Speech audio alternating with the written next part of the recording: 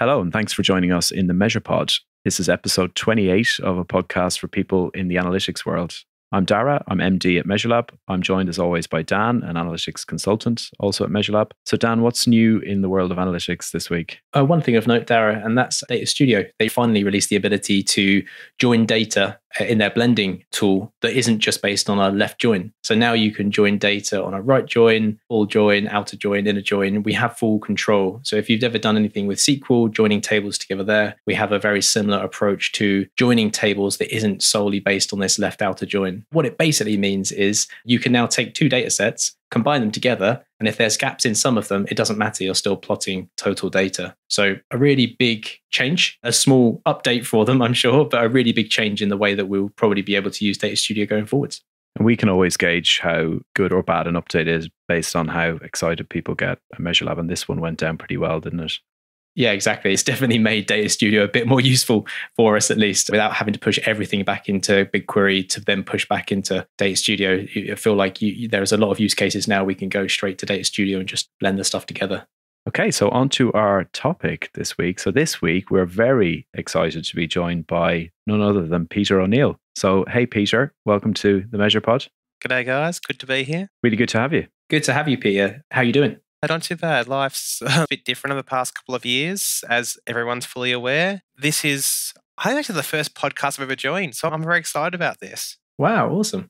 Well, we're very proud to be the first. And actually, so Peter, just to give our audience a bit of an idea, so you're somebody we would have been very keen to get on the show regardless, but the main reason why we've reached out to you now is because we're quite excited about MeasureCamp London coming back into the real world now that things are starting to thankfully open back up after a difficult couple of years. So before we get into MeasureCamp, Peter, what we usually do when we've guests on the show is we ask people how they got into analytics, because we know from our own experience and from other guests we've had on, people tend to stumble into analytics. It doesn't tend to be a straight path. So this is your chance to tell us how you got into analytics and maybe a little bit about your journey from your starting point to today.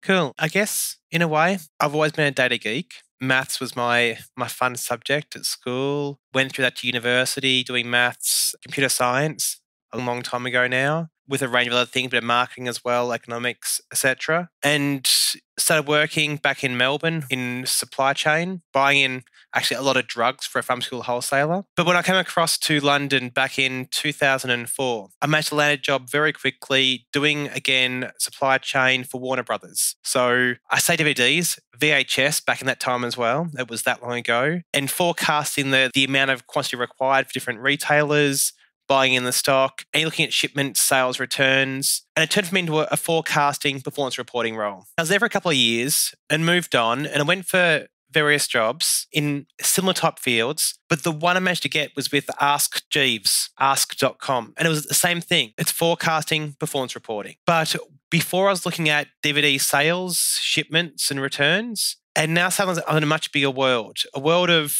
users and visits, search engine queries, and what you're clicking on within a page itself, what country you're coming from, what domain you're on, this thing about cookies. Also, I was in the same job, but in a much bigger world. And for me, that combination of numbers, which is my strong point, but matching that against marketing actions and people's usability and why people are acting the way they're acting, that's what I found fascinating, both the data and the people. I was there for a couple of years, went to Nedstat for the Netherlands for a year, Logan Todd for a couple of years, and then created my own agency back in 2010. But throughout my entire career, what I've liked is not so much crunching data, although that is my strong point in a way, but trying to understand what the data means in the context of people. Because ultimately, we're looking at people and people's behavior. The data is our reference point for that. And that's what I find fascinating. Yeah, it's really interesting. I can completely relate to that in terms of the data and the people. I think if you're just looking at one, it sounds obvious saying it, but you're only looking at half the picture. I think it's trying to understand what that data means in the context of why people are behaving in a certain way. That's what makes it really interesting. It's not just data for data's sake. I think you find the more experience one gets in this field, the more I learn data isn't black and white and that you can't just trust the data. It's like I actually dislike the term data-driven. I prefer to use the term data-informed. Because to me, data-driven means you blindly follow the data. Whatever the data says, you do. Whereas data-informed combines the data, but it informs the actions of the marketeers, the product managers, the entire business to do things the best way possible, which at times, based on experience, maybe ignoring the data and doing something different instead, because that's how people are behaving. So yeah, data-driven is my trigger word going, doesn't quite feel right. Data-informed is so much better, in my opinion. Completely agree. I think you're preaching to the choir here. Okay, so on to the one and only MeasureCamp. What was the original inspiration for organising MeasureCamp? I started running my own first blog back in, 2007 or something. I had a lot of ideas. I had a lot of opinions. I still have a lot of opinions, as I've demonstrated very quickly here the past few minutes. And I wanted to get them out there. And then I created my own agency, 2010, like I was saying. And I wanted to get out there more and speak at events, share my ideas. But I wanted to speak at conferences. And I wasn't allowed to, basically. As a consultant, a freelancer, they wanted client-side people who had the brand name behind them to speak, or they wanted the very experienced consultants to speak with the knowledge there as well. We had an opportunity come along to try and run something in the UK. One person, I think it was Chico, wanted to run a Digital Analytics Association or Web Analytics Association symposium in the UK, got a group of us together. We tried to organise that. Got to a certain point and it failed for reasons I won't get into now. But it left open a group of people going, we want to run an event in London. And I'd previously been dragged along to other unconference events. Barcamp, first of all, mostly developers, an entire weekend at eBay offices in Richmond. But beyond that, it was a place you go to where anyone could speak on any topic and anyone could turn up and have a discussion there. That was fascinating. I actually spoke twice, once Saturday, once on the Sunday. And went from that to a product camp, a social media camp. I helped organise Tweet Camp. And I love these events, the enthusiasm, the energy from them, people just talking back and forth and discussing ideas. To me, that's much better than most conferences where you went along and half the talks were sales pitches. And the other half, some were good, some were bad, and some were great. But some of them go, I know more than that. And I want to discuss this. And I can't, there's 5 minutes at the end. And you had much better time at the pub afterwards, having a chat back and forth and discussing the ideas properly. And so I was running my own agency by myself. I got some of the people involved in the event and said, hey guys, I've got an idea. Let's do something different. Let's do an unconference for our community for digital analytics people, web analytics people as it was at the time. And MeasureCamp came out from that. We had no clue what we're doing. We had no events background, no events experience, did it all from scratch. My original friend was at Mozilla. He was amazing for me. He provided the venue for it. So we had a free venue to use. That was a big first step. We managed to find a few sponsors somehow without knowing what we're doing and asking some money. We arranged food. I knew the cafe across the road because I worked around the corner.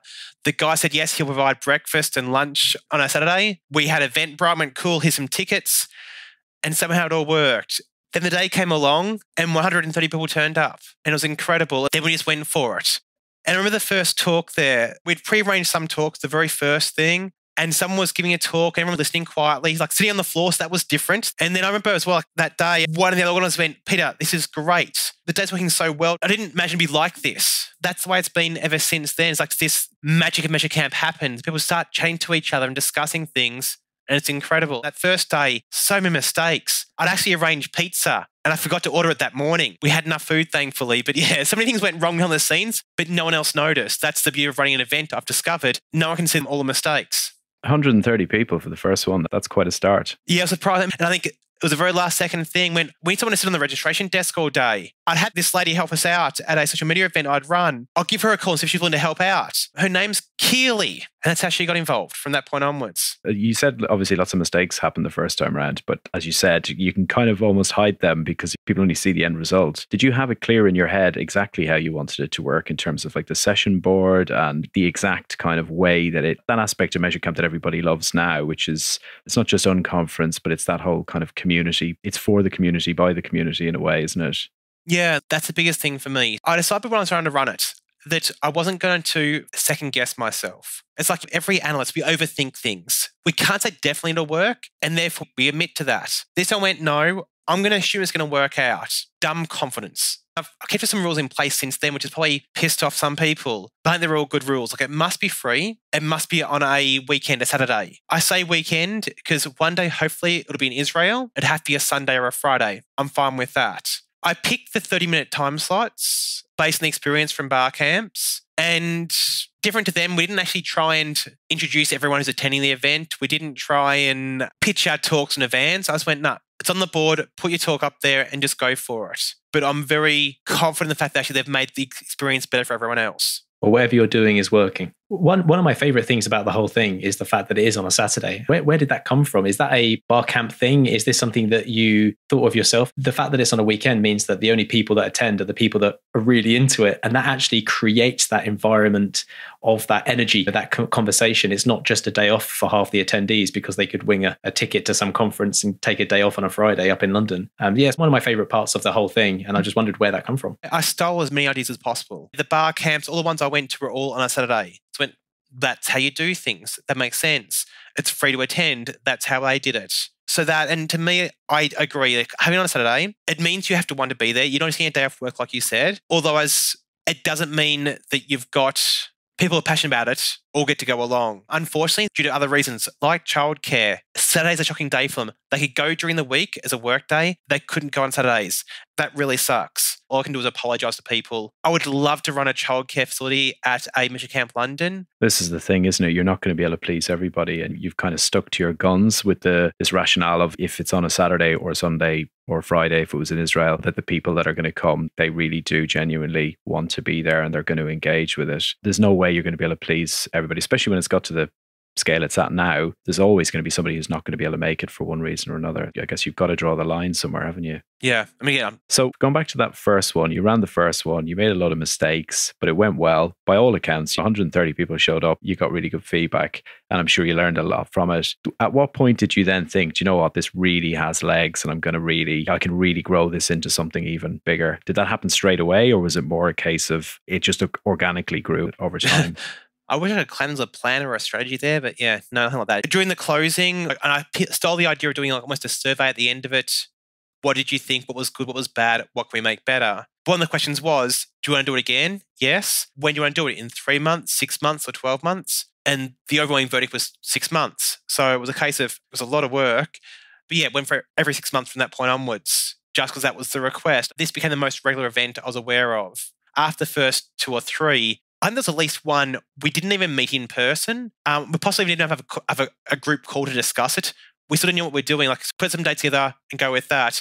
You update the website, you call the sponsors. But then I think we had a third one, and it was again 160 odd people, and that was at Mozilla's limits. And so we found a paid venue, looked around, found a paid venue. It was great for us. It cost more. We had to get more sponsorship money on board to offset that. I think it was the fourth one. It's a nice sunny day. We're outside in the garden. And a couple of guys went, Peter, this is really good. This is really a fun day. Can we take back to Paris with us? I went, interesting. That's fine. But you need to do things in the right way. Keep it free. Can't be about just you. I've never wanted this to become about one person, one agency. I've wanted to be by the community, for the community. We ran a session about how to let things go international. The one thing I was told I had to do was to include as part of the rules to have my costs covered to attend the first one in each new city, which I felt a bit guilty about, to be honest. But in hindsight, it was the right thing, because while I've had some great weekend trips away, that Saturday is so much work for me still, just trying to run around, make sure things are done properly, to help run the opening, to run a couple of talks,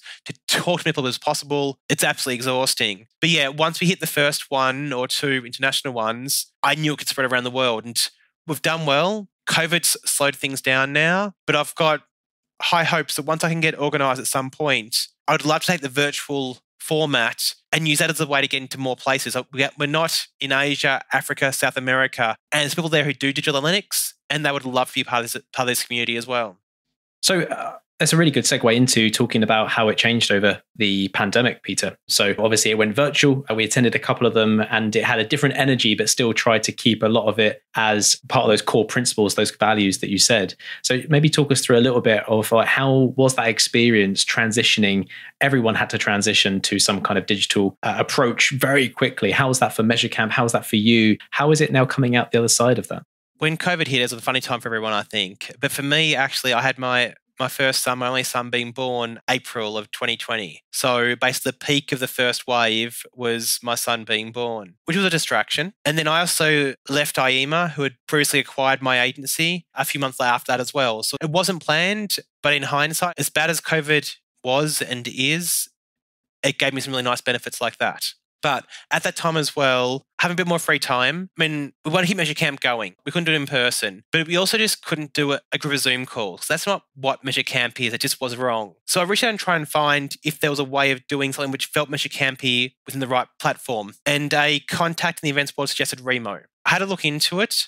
This could be enough. Remo had tables, groups of like 6-8 people around one table, chatting back and forth. And then you can go to other views and one person presenting. And you actually can swap up on stage who's talking on stage. So we had little chats, presentations, and almost discussions on stage. And that's the fundamentals of MeasureCamp. I think we got a trial or a license originally and tried to make it work. I didn't want to just go for it because that's not what MeasureCamp's about. We have to do it properly. And we actually had about 3 attempts at it. And went, cool, this is close enough for it to become a MeasureCamp because I had to have a feel of MeasureCamp. And then we tried the first virtual. I think the first one was in Cincinnati because they had one that didn't happen in real life. We had that one there and like one in Europe quickly afterwards. And we had the formats and we tried to record videos, create a help guide. We had a heap of people helping out from all over the world.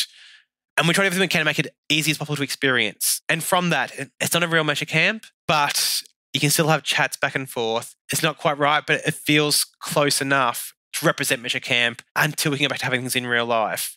I mean, having been to them in real life and the virtual one, I'd say you've got as close as you can. It was really interesting to know that you could just double click and go to the table where you guys were at with the tickets and the whatever. You can go to a sponsor table. You can go sit at a table with a couple of other people, go to a different floor. From a virtual environment, it was definitely as close as you could possibly make it.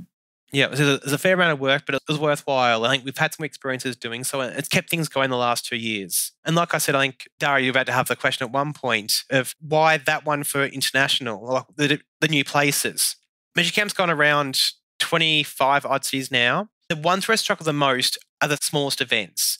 I think there's almost a critical mass size, like at least 80 people attending to make MeasureCamp work, to have enough people running a session and to have enough discussion going back and forth. Or you've got too many people coming along who are unfortunately too junior or from a different field who want to learn but can't participate. And MeasureCamp works not just the presentations, but the discussions and the back and forth to learn from each other. When someone comes and says, hey, MeasureCamp sounds great, brilliant, but is there a community there already? Are you already running some sort of Webinar Next Wednesday style events to start things going? Plan MeasureCamp for 1-2 years' time. Don't try and rush it. Do it properly from the very start. You don't want to fail and don't want to hurt the brand that way. So first of all, get your core 20, 30, 50 people first, because that's also the way you're going to get your community there. You need 10 people to run the event. It's a lot of work. You can't do it on your own. I won't allow you to do so because it's just too much for one person to try and do. So for these other communities, I'm imagining they're smaller. 10 people here, 20 people there, 50 maybe in a bigger city, but it's hard to get them all in one place. And while you might get people to travel from place to place, it's hard to know what's actually going on. My theory is if we can run a MeasureCamp South America and get people from around the whole continent join together in a virtual environment and discuss the ideas, but the first one that's there, people will come across from Brazil and Peru and here because they've met on virtual one, they want to be a part of it, they may be part of the committee for this first one and support it that way. And so that's how I can imagine it building from that sort of initial beginning virtually to in-person smaller events to doing one MeasureCamp in some city, but getting it combined across the entire continent to a degree. And from that, once you've got it started, you can run your own local events and bring in people who are learning from it. And you want to get, hopefully, at least a dozen people coming across from other parts of South America to your own event. That would be incredible. And I think the virtual event's the way to start that. Do you only see the virtual events post-COVID as being like this almost proof of concept for a new region? Or have you looked at some kind of hybrid where people who maybe can't attend? So let's say in that South America example, let's say you ended up having one in Buenos Aires. Do you see a place for a virtual event for people who maybe can't attend? Could be in any of the regions. So you have people who can almost like a hybrid model where you can attend in real life if you can, but also people can somehow join remotely? Or is that just too complicated? I think hybrid's hard, given our model. What I mean by model is the discussion aspect. That's the hard aspect. I mean, if you're in a room with some people, having a discussion, you're doing a presentation, and someone's watching remotely and wants to ask a question, it's really hard to be involved and ask that question back and forth, like monitoring a screen. That doesn't work so well, unfortunately. We've had live streaming before from London. We can do that. It may detract from what people are willing to say or to ask. That's the potential issue. So I think hybrid for an unconference won't work that well, apart from having live streams going other places. Peter, are you still attending the first one in each new city? That's a good question. Right now, I don't know because my life's changed. I've got a child now. And at that point, it's sort of, I've really enjoyed not traveling the last 2 years. I was sick to tired of so many airplanes, so many airports. I mean, MeasureCamp sounds great and going to every one sounds great. And you have to do 3 in 3 weekends. Or you're coming back from a trip to the US for work. I think I flew across to San Francisco, up to Vancouver, across to New York, and you'll find it well because New York's a shorter flight back to London until you realise that MeasureCamp Istanbul is on that weekend. So you have to fly from New York over London, across to Istanbul, land in the morning, you're there for the day, and you're flying back that night. And that's really painful. While it was fun, it was a fair amount of work as well. So doing that now, it's an extra step with a child there. If it keeps growing, surely you wouldn't be able to, even if you wanted to, attend. No. Yeah, we're hitting that point at times when it grew too fast. It depends how fast things grow. What I'd love to do with that, I think what's realistic is to find local representatives who can do what I do, who've been to MeasureCamps before, who know what's involved, who are able to go there and work the day by helping with the opening to give the sense of enthusiasm. If need be, make them change the opening structure, the day structure, so it actually works fine, to give talks, run around madly, and in exchange their expenses are covered, the travel in the hotel or whatever else. Yeah, that would make more sense rather than me trying to fly across to have someone like a pro-let who's been doing this for a long time now to go to the local one there. It'd be amazing. That makes more sense. And do you have an ambition? You mentioned earlier that it's kind of grown organically. Do you have an ambition for it to continue to reach new cities? Yeah, I mean, I've been saying for a couple of years now, and I've done nothing about it, admittedly, apart from moving countries and as part of that, moving up a new foundation in the Netherlands to manage to be the central part for it. What needs to happen is to actually hire 1 people part-time to be the global coordinators. And for this, people to basically, they're almost admin. But I can imagine the amount of work that goes into creating the website and learning how to run the website. It's the same template, but you have to learn how it works for every new city, to creating a MailChimp or similar template and running that, Eventbrite or similar ticketing platform, creating a sponsor pack.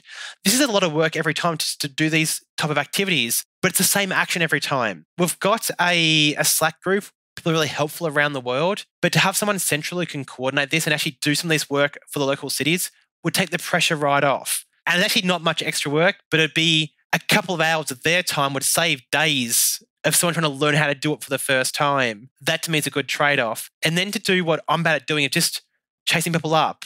How are things going? Where are you at? When does it get done? Have you got to this point in the checklist? Yes or no? I just need to get organised enough to find that right person to then do this coordinating. And I think it'd be a slightly weird role. They'd be running events, but could never be involved actually running the event because it's still the local community. You'd have to let go totally and let people do their own thing, make their own mistakes, offer the help, but you can't push it on them. Yeah, it's definitely not one for a control freak anyway. Yeah, there are certain things saying, no, you can't charge for that. You can't agree for a sponsor to give them email addresses.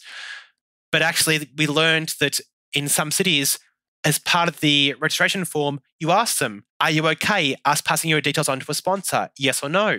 So I have one last question, Pierre. So all of these things, it sounds like you've established a really good blueprint for this to be successful and to keep it true, I suppose, to where it started. What are some of the concessions? What have you, not sacrificed, but what's changed from the early days to today that you, maybe if you've been to the first one and the one that's coming up in London in a couple of months, that you would be like, something's different? Some of the basic fundamentals are the same, so that's great. I miss, from the very first one, a small room with beanbags, just to have a chat back and forth. I really miss that. One thing I had fun with first couple was making up names for the rooms. We had countries at one point. I remember one of them was called Vikings. One year, I think it was some of the legends of digital analytics. That was really fun. And about the third one, we gave it away as a sponsor benefit. And it's been like that ever since in every country. Sponsors is what made MeasureCamp work. And it's great the fact, though, at the same time, that MeasureCamp isn't about making money. We're not about trying to find sponsors. You help us out, we'll help you out as well. So most of the concessions have been around the sponsorship level, how much space they get, the room names. They don't get everyone's email address. We've kept the balance pretty much right. But that's been probably my biggest sort of fear with the whole way through, is to make sure that balance stays fair to both sides. I miss the making up fun room names. With the sponsors as well, we do try and do as much as possible for them. So like with the virtual ones, we tried at the end there, the last couple of them, to bring in a new idea of sponsored demos. And we tried previously in real life. The events hadn't worked out so well. Those are the first couple of them. With the virtual ones, we thought actually at lunchtime, you're eating your lunch, you don't want to chat to people in a virtual environment. It actually could work quite well. Go to a room and get some brief 5 to 7 minutes sponsored demos to see a new tool. That actually helps the analysts out, helps the sponsors out. I think it's a good idea. I'm not quite sure how well it'll work in person, but that's the thing that we can try and do more to try and get this balance right there for the sponsors and the attendees. Obviously, it goes without saying that MeasureCamp wouldn't be able to continue without sponsors, but who else has helped along the way over the years? In a way, there's been so many. It feels wrong at times. I am the face of MeasureCamp. It was my idea originally, but I've tried as hard as possible to make it not my event. It's about everyone else. Every single event running around the world is run by a group of 6 to 12 dedicated people volunteering their time. They're incredible. I may come along and do a talk and be given way too much credit for it.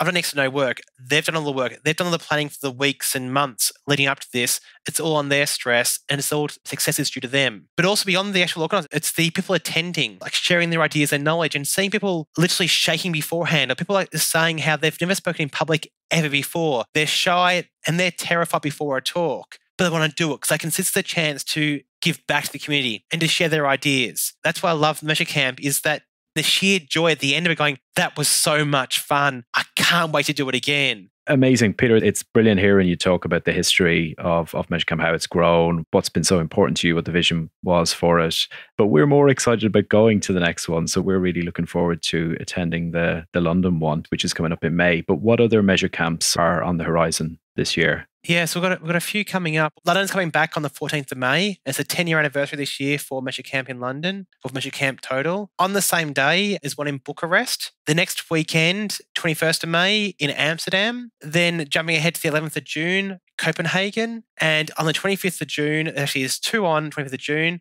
one in Paris, one in Berlin. So for somebody who hasn't been before, Peter, what would be like your elevator pitch, or what would be your kind of summary of what MeasureCamp actually is? It's hard to explain. So it's an event on a Saturday. It runs from about 10 o'clock through till 5, 6 o'clock in the night. The key part though is that at the start of the day, the session board is totally blank. No one knows what's being talked about and who's speaking. We've got about 8 time slots, 30 minutes each, 4 rooms up to 8 rooms, and that's all we've got. At the start of the day, we give an opening and the session board is opened up. And at that point, anyone can put a session on the board. It can be any topic. It can be very technically related. It could be how to become a freelancer. And it can be a presentation you prepared before. Or it can be a discussion, a client problem you just can't solve. It can be a game show. Anything goes. So you just go along, you go to the sessions that appeal to you the most. If it's not quite right for you, you say sorry, you walk out and go to a different session and get involved that way. Hopefully you pluck up the courage and put a session on the board yourself and just go for it. And hopefully as well, at the end of the day, you stick around for a couple more drinks for the after party as well. Amazing. All right. So this is the point in the show, Peter, where we put people on the spot and ask them what they do when they're not doing their day job. And for you, this is going to be tough because you're kept pretty busy. And you mentioned already that you've got a young son. So you can't claim that as your answer. You have to give us something else that you do to wind down. Yeah. So yes, I mean, my life's changed a lot the last couple of years. Back in the day, it was a lot more when I was younger, in my 20s, even my 30s. I was playing a lot more sport. So I played a lot of Australian rules football. I used to play a lot of netball, social netball. I was very good at it too. I've moved across the Netherlands. I had to try and find a local sporting team, preferably netball or something else I can do to as a sporting outlet. That's important for me. It's actually my best way of releasing stress is to play sport of some sort. And for me, it's always been escaping some books, some good science fiction or fantasy books has always been my escape. Got a nice wardrobe full of them here. You can always buy more books. Very true. You've covered indoor activities and outdoor activities. You've covered the whole spectrum. Thank you. What about you, Dan? What have you been up to? Well, mine's semi-related. It's sports related, but on Saturday, just gone, it was the National Skate Shop Day, which sounds really odd, but it's a day that started up a couple of years ago to celebrate independent skate shops. And there's about 45 odd in the UK, and they all joined together to do this one day. And they released a t-shirt, and my local skate shop put on loads of videos throughout the day and just had a bit of a party really in a skate shop. It was wicked. Just watching loads of skate videos, hanging out with lots of people, just talking skateboarding for the best part of the day. But I have a question for you, Peter, more important than all that stuff. Have you seen the Foundation series? Because I'm a huge sci-fi fan. And after you said that, it's something I've just finished watching and it's amazing. No, I mean, I read the books about 25 years ago. I'm really aging myself now. And I'm usually wary of watching the TV series related to books. They can usually be so frustrating. So few actually do justice to it, like what I saw in my own head. I'd have to wait up to actually go back and read the books again first, or watch the series and then read the books afterwards. I'm a bit worried about it. But you recommend? It's been a number of years since I've read the books too, but the TV show is awesome. It's not linear. It's not a straight copy from the book. So it does its own adaptation in a way. So the scale is great. I think the TV show is awesome. It's slightly different to the book, but in a really positive way. But anyway, I'll leave it for your own choices to be made on the TV show. But I highly recommend if you get a chance to watch the show, check out Foundation. And obviously, if you want to read the books again, great. But a bit of an undertaking. I feel like we're alienating you a bit, Dara. What did you get up to, mate? I've recently started Spanish lessons. I'm a beginner, so don't even think about trying to test me. I can say hola and adios, and that's about it. But I've started taking Spanish lessons. I need to learn Dutch badly. But no one speaks Dutch to me. Apart from now, my next door neighbour is one of them who can't speak English, my next door neighbour. But my son's gone to childcare and he's learning Dutch. So he can teach you?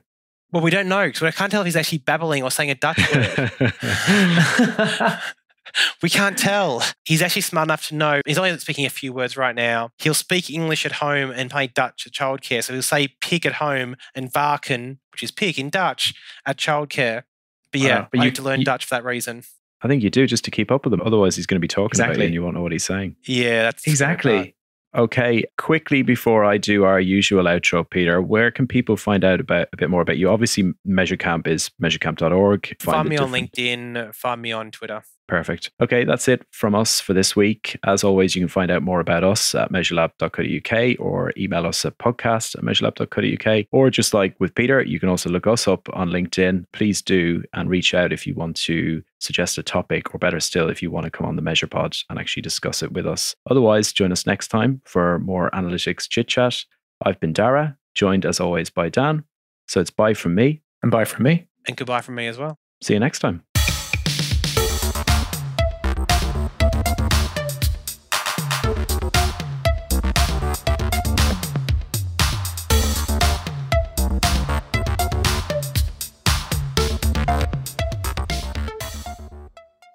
We'll cut this bit. Don't worry. This won't. No, we nothing won't. legally binding here.